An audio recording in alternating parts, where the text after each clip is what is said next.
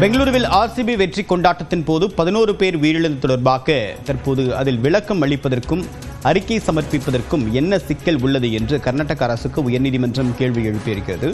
ஏற்கனவே இந்த விவகாரம் தொடர்பாக 4 பேர் கைது செய்யப்பட்ட நிலையில் அறிக்கையை சமர்ப்பிக்க வேண்டும் என்று அரசுக்கு கர்நாடக உயர்நீதிமன்றம் உத்தரவிட்டிருந்தது. விவரங்களுடன் ஈரானுடைய சிறப்பு செய்தியாளர் முகிலன் விவரம் என்ன? தேவா, இன்று இந்த பெங்களூருவில் நடந்த இந்த சம்பவம் தொடர்பாக ஏற்கனவே கர்நாடக அரசிடமானது விளக்கம் கேட்கப்பட்டிருந்தது.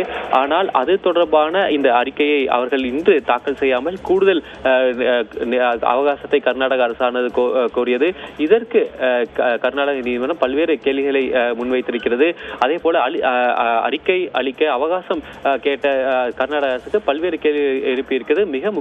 மிக குறிப்பாக இந்த அறிக்கையை தாக்கல் செய்வதில் என்ன சிக்கல் இருக்கிறது என்ற ஒரு கேள்வியும் அவர்கள் கேட்டிருக்கின்றனர். அதே போல நாளை மறுநாளைக்குள் இந்த அறிக்கையை கண்டிப்பாக அவர்கள் வழங்க வேண்டும் என்ற ஒரு நிபந்தனையை தற்போது வைத்து இந்த அறிக்கையை அவர்கள் கேட்டிருக்கின்றனர். அதே போல நம்ம இந்த ஐபிஎல்லில் வெற்றி பெற்ற இந்த ஆர்சிபி அணியானது இந்த கோப்பையை கொண்டு வரும்போது கூட்ட நெரிசலில் 11 பேர் உயிரிழந்தனர். இது தொடர்பாகத்தான் இதற்கு காரணம் என்ன, இது போதிய பாதுகாப்பு ஏற்பாடுகள் எல்லாம் செய்யப்பட்டிருந்ததா என்ற பல்வேறு கேள்விகளை எழுப்பி இந்த கேள்விகளுக்கு கர்நாடக அரசு பதிலளிக்க வேண்டும் என்று கர்நாடக நீதிமன்றமானது உத்தரவிட்டிருந்தது. தேவா, விரிவான தகவலுக்கு நன்றி முகிலன்.